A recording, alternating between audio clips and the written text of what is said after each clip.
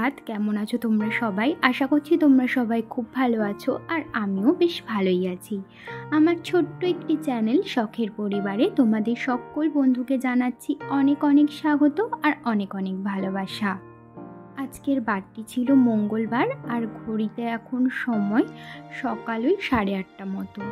ঘুম থেকে উঠে শুধুমাত্র বাসি ঘরটা ঝাঁট দিয়েছি। তারপরে এই যে দেখো, আজকে লেগে পড়েছি এই তো সিঁড়ির তলাটা পরিষ্কার করব বলে।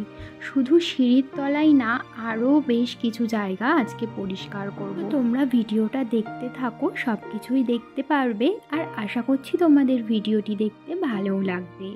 তো যাই হোক, দেখো সিঁড়ির তলায় যে সমস্ত অপ্রয়োজনীয় জিনিসপত্র ছিল আর কি, সেগুলো সবার প্রথমে আমি বের করে নিয়েছি। এই যে দেখতে পাচ্ছ, এই সমস্ত কিছু না অপ্রয়োজনীয়, তো কিছুই কিন্তু আমি এখান থেকে ফেলবো না। কারণ কি বলতো, ধরো কোনো জিনিস আমি ফেলে দিলাম, তারপরে সেই জিনিসটার আবার প্রয়োজন হলো, তো সেই কারণে না আমি কোনো জিনিসই ফেলবো না। ওই একটা বস্তার মধ্যে রেখে দেবো, পরে আমার শাশুড়ি মা যখন টাইম পাবেন তখন এখান থেকে বের করে নেবেন। আর যেগুলো একদমই অপ্রয়োজনীয় জিনিসপত্র, যেমন ধরো জলের বোতল, মানে প্লাস্টিকের জলের বোতল, খাড়ি, ক্রিমের কৌটা, ফেস ওয়াশের কৌটা, এই সমস্ত কিছু না ওই যে টিন ভাঙা লোহা ভাঙারা আসে না, ওনাদের কাছে বিক্রি করে দেওয়া হবে। তো সেই জন্যই আমি সমস্ত কিছু আলাদা আলাদা বস্তায় করে দেখো রেখে দিচ্ছিলাম। আর এর মধ্যে কয়েকটা নারকেলের ছোবড়াও ছিল, সেই নারকেলের ছোবড়াগুলোও আমি আলাদা আলাদা করে রাখলাম।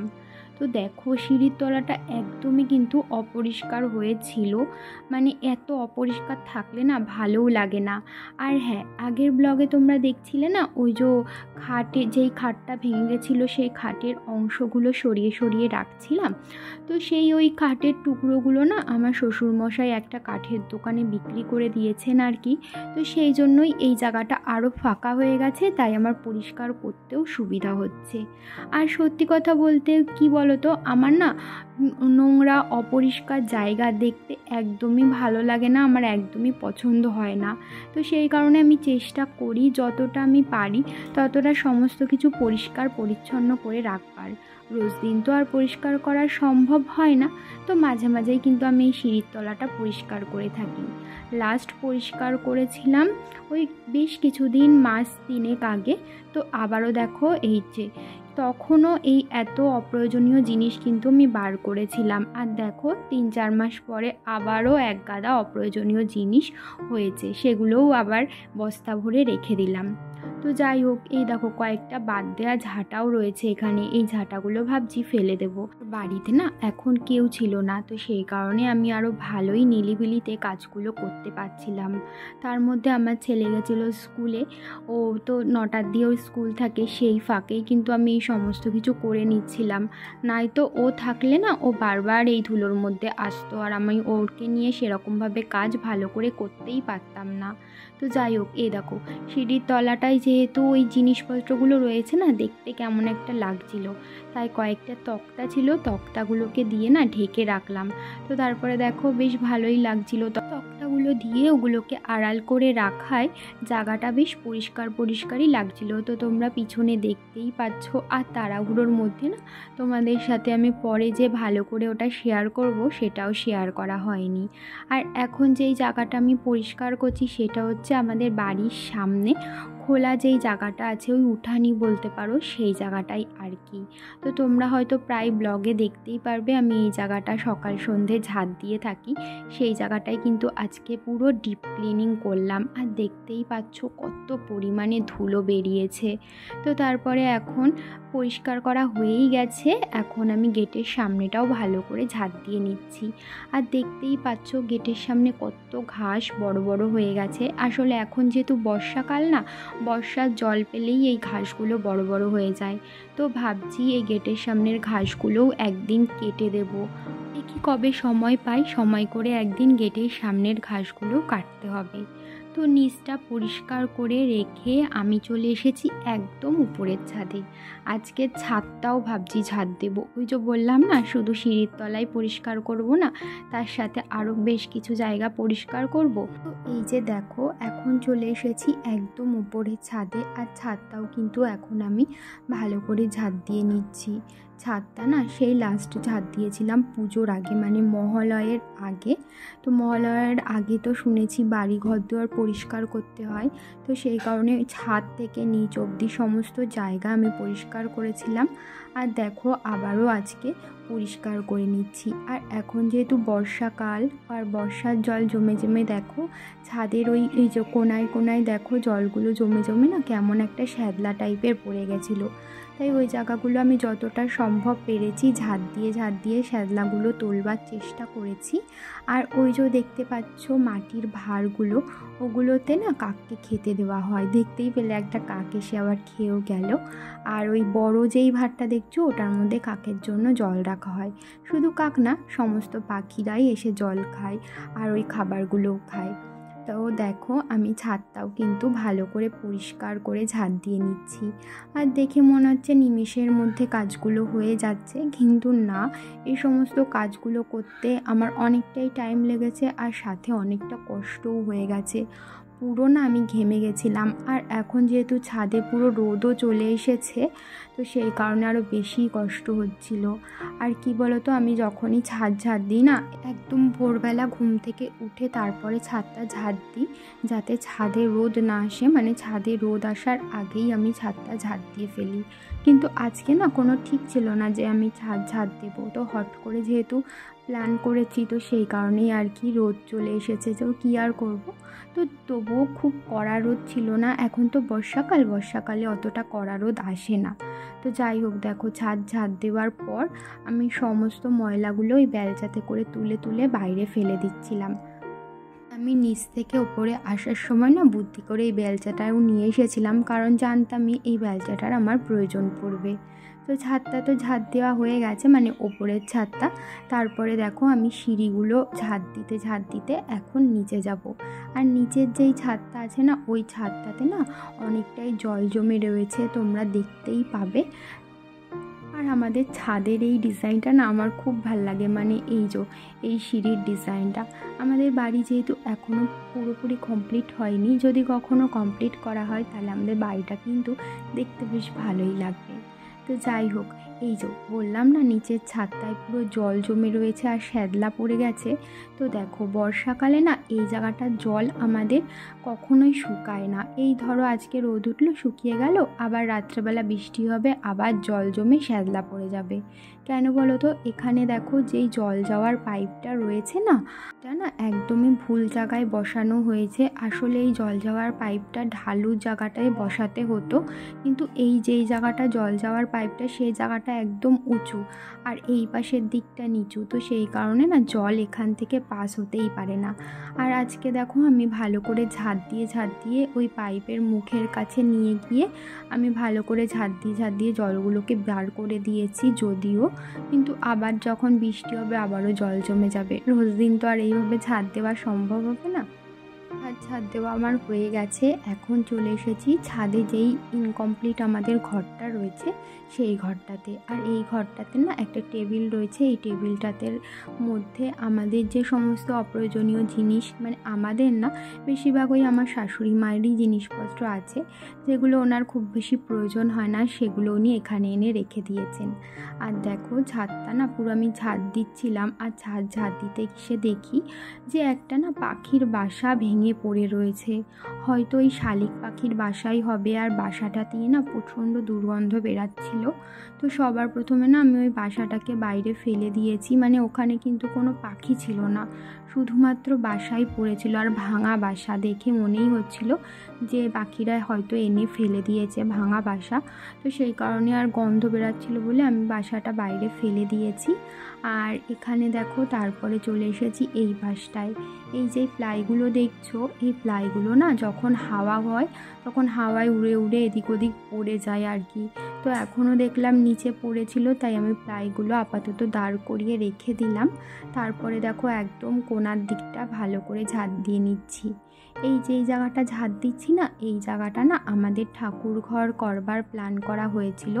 মানে যখন বাড়িটা বানানো হয়েছিল তখন প্ল্যান করে বানানো হয়েছিল এখানটায় ঠাকুর ঘর বানানো হবে। এখনও সেই প্ল্যানই আছে, কিন্তু এখনও যেহেতু কমপ্লিট করা হয়নি, তো ঠাকুর সেই জন্য আমাদের নিচেই থাকে। জানি না কবে কমপ্লিট করা হবে, তখন ঠাকুর উপরে আনতে পারবো। তো যাই হোক, এখন দেখো ওই যেটুকু ময়লা হয়েছিল আর কি ঝাড় দিয়ে, তো সেই ময়লাগুলো আমি বেলচা দিয়ে তুলে তুলে একটা জানলা ছিল পাশে, ওই জানলা দিয়ে বাইরে ফেলে দিচ্ছিলাম। আর আমাদের বাড়ির পাশে একদমই একটা ফাঁকা জমি রয়েছে, সেখানে কোনো বাড়ি ঘরদোর নেই, একদমই ফাঁকা জমি, তো সেই কারণে ওখানেই ফেলে দিচ্ছিলাম। আর আমি না প্রচণ্ড পরিমাণ তাড়াহুড়ো করে কাজকর্মগুলো করছিলাম, তার কারণ এখনও যেহেতু আমার স্নান হয়নি, আর এরই মধ্যে যদি আবার আমার ছেলে চলে আসে তো ওই ধুলো গায়ে আবার ওর গায়ে হাত দিতে হবে। তো সেই কারণে আমি চাইছিলাম ও আসার আগেই যেন আমি স্নানটা কমপ্লিট করতে পারি। তো যাই হোক, দেখো এখন এই আবারও সিঁড়িটা ঝাড় দিয়ে এখন কিন্তু নিচে নামবো। তো দেখো এই সিঁড়ির উপরটাও বেশ অগোছালো ছিল, ডিমের খোলা, তারপরে বাদ দেওয়া জুতো এটা সেটা ছিল, তো সেগুলোই আমি গুছিয়ে জায়গায় রেখে দিচ্ছিলাম আর কি।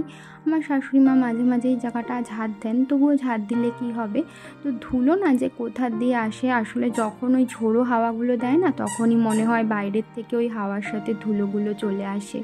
তো দেখতেই পাচ্ছ এই সিঁড়িটাও অগোছালো হয়েছিল, তো সিঁড়িটা ফার্স্টে পরিষ্কার করে এখন আমি ঝাড় দিয়ে নিচ্ছি, তারপরে আবার জায়গায় যেটা ছিল সেটা সেখানে রেখে দেব।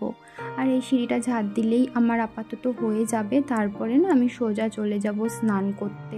এর আগেও আমার একটু কাজ আছে, সেটা হচ্ছে জামা কাপড় কাচা, যেটা আমার রোজ দিনই কাচতে হয় আর কি, সেটাই জামা কাপড় কেচে তারপরে দেখো আমি স্নান করে চলেও এসেছি। আর এরই মধ্যে আমার ছেলেও স্কুল থেকে বাড়ি চলে এসেছে। আমার স্নান করতে যাওয়ার আগেই ও বাড়ি চলে এসেছিলো, তাই কি আর করব, বাড়িতে যেহেতু কেউই ছিল না, তাই ওর হাতে একটু ফোনটা দিয়ে তারপরে আমি স্নান করতে গেছিলাম। তার কারণ ওকে ফোন না দিলে ও আবার কোন অকাজ করে বসে থাকতো, তার কোনো ঠিক ঠিকানা ছিল না, তাই ফোন দিয়ে চুপচাপ রেখে আমি গেছিলাম স্নান করতে। আর স্নান করে এসেই যেই ওর সাথে সাথে আমি ওর হাত দিয়ে ফোন নিয়ে নিয়েছি, ও কিছুতেই ফোনটা দেবে না, প্রচণ্ড পরিমাণে জেদ দেখাচ্ছিল। তো তারপর একটু বকাবকি করাতে চুপ হয়েছে আর কি। তো দেখো স্নানের আগে যেই জামা কাপড়গুলো আমি কেচে ধুয়ে দিয়েছিলাম সেগুলো নিয়ে চলে এসেছি বারান্দায় মেলতে। আর শরীরটা না এত প্রচণ্ড পরিমাণে খারাপ লাগছিল না যে কি বলবো, সকাল থেকে না আমি কিচ্ছুই খাইনি। এখন ভাবছি এই জামা কাপড়গুলো মেলেই খাবো, কারণ শরীরটা প্রচণ্ড খারাপ লাগছিল। তো যাই হোক, তারপরে আর কোনো রকম ভিডিও বানানো হয়নি সারাদিন, কারণ শরীরটা প্রচণ্ডই ক্লান্ত লাগছিল আর ভিডিও বানাতেও ইচ্ছা করছিল না। এখন হয়ে গেছে বিকেল বলতে ঘড়িতে ওই 6টা মতো বেজে গেছে, প্রায় সন্ধ্যা নামবে ভাব। তো দেখো আজকে একটু সকালই রান্নাটা ভাবছি করে নেব, ভাবছি আজকে সকালে খেয়ে দিয়ে শুয়ে পড়বো, তো সেই কারণেই আর কি। তো আজকে রান্না করব পনির আলুর তরকারি আর লাউ ঘন্ট। পনির আলুর তরকারি করব বলে আলু ভাজবো, তো সেই কারণে কড়াইয়ে তেলটা গরম হতে বসিয়ে দিয়েছি। তেলটা গরম হয়ে গেলে আলুগুলো দিয়ে দেব। আর এই দেখো তেলটা বলতে গরমও হয়ে গেছে, এখন আলুগুলো দিয়ে দিলাম আর সামান্য নুন আর হলুদ দিয়ে দিয়েছি। এখন আলুগুলো ভেজে নেব গ্যাসটা আস্তে দিয়ে, আর ততক্ষণে আমি ওদিকে বেটে নেব মশলা, মানে আদা আর জিরে। একটু বেশি করেই বাটছি আদা আর জিরেটা, কারণ দুটো তরকারিতে যেহেতু দিতে হবে, পনির আর ওই লাউ ঘন্টতে, তো সেই কারণেই আর কি। ওদিকে আলুটা ভাজা হচ্ছে আর এদিকে দেখো আমি কড়াইয়ে ফোড়ন দিয়ে দিয়েছি। আর এই কড়াইটা একটু কালো লাগছে, কারণ সকালবেলা এই কড়াইটাতে একটু ভাজাভুজি করা হয়েছিল, তো সেই কড়াইটাতেই না তেল ছিল, তাই ভাবলাম এটাতেই লাউ ঘন্টটা বসিয়ে দিই। তো কড়াইয়ে জিরে ফোড়ন দিলাম আর তেজপাতা ফোড়ন দিলাম, আর দিয়ে দিয়েছিলাম বাটা মশলাটা, দিয়ে খানিকক্ষণ কষানোর পর কুচিয়ে রাখা লাউগুলো দিয়ে দিয়েছি। এখন দিয়ে দেব সামান্য নুন আর হলুদ, মানে পরিমাণ মতো নুন আর হলুদ দিয়ে এবার ঢাকা দিয়ে রেখে দেবো। জল দেব না, এই লাউ থেকেই যেই জলটা বেরাবে না, এটাতেই মানে লাউ ঘন্টটা রান্না হয়ে যাবে। ওদিকে গ্যাসটা একদম আস্তে করে দিয়েছি, লাউ ঘন্টটা আস্তে আস্তে হচ্ছে। ততক্ষণে দেখো এই পাশে আমার আলু ভাজাটা প্রায় হয়ে গেছে।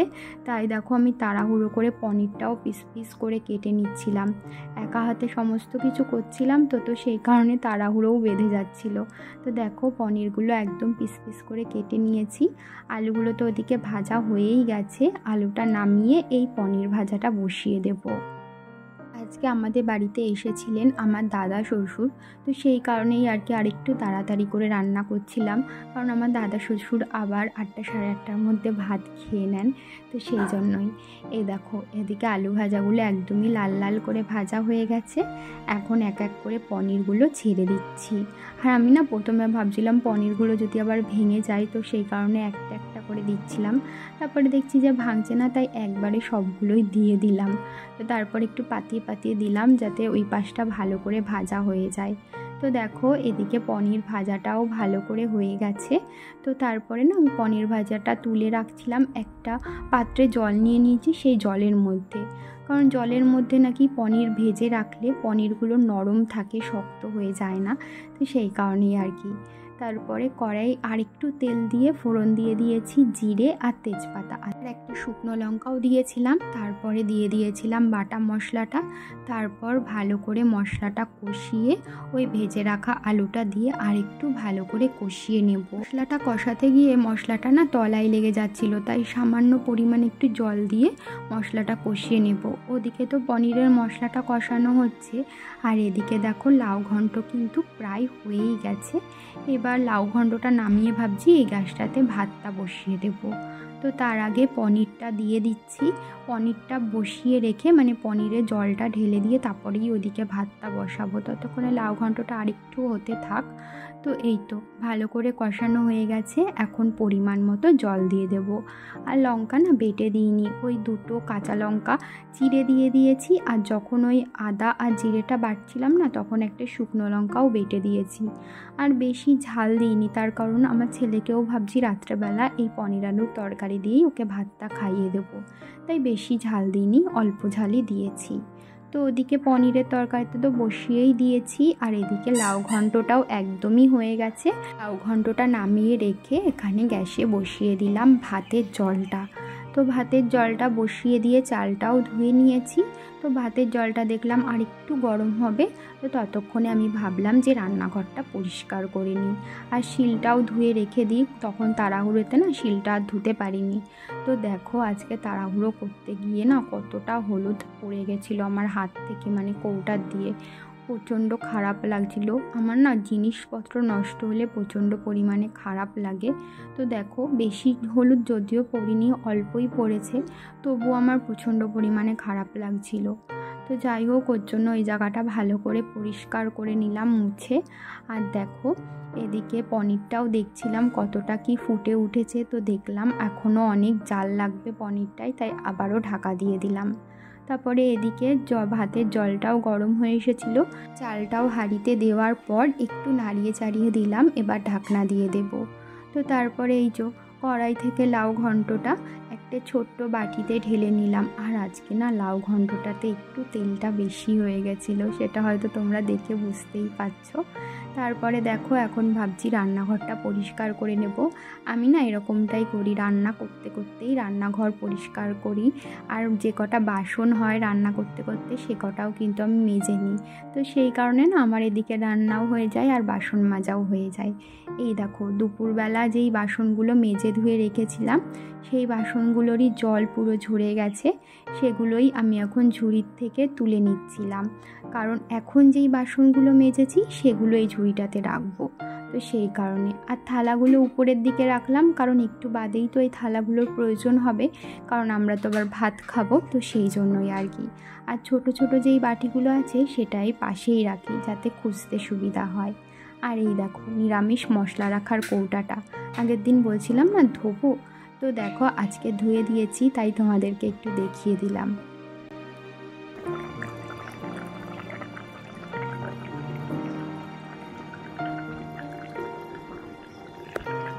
পনিরটা একদমই হয়ে গেছে, শেষে দিয়ে দিলাম হালকা একটু গরম মশলা, এবার নামিয়ে দেব। তো দেখে নাও আজকে আমি কী রান্না করলাম। এখানে করেছি লাউ ঘন্ট, আর লাউ ঘন্টটায় তেলটা একটু বেশি হয়ে গেছে, আমি না আসলে বুঝতে পারিনি। যাই হোক, এক আধ দিন ওরকম হয়েই যায়। তো আর এদিকে করেছি আলু আর পনির দিয়ে একটা তরকারি। আর নিরামিষের দিনে কিন্তু আলু পনিরের এই নিরামিষ তরকারিটা খেতে মন্দ লাগে না, আমার তো বেশ ভালোই লাগে। আর অনেক দিন পরেই আমাদের বাড়িতে পনির করা হলো। তো এদিকে তো তরকারি হয়েই গেছে, আর এদিকে হচ্ছিল ভাতটা ফুটেই এসেছে। তাহলে চলো বন্ধুরা, আজকের ভিডিওটা এই পর্যন্তই রাখছি, আবারও দেখা হবে পরবর্তী ভিডিওতে। আর দেখো, আমি কিন্তু রান্নাঘর একদমই ক্লিন করে নিয়েছি। তাহলে চলো, আজকের মতো এখানেই টাটা।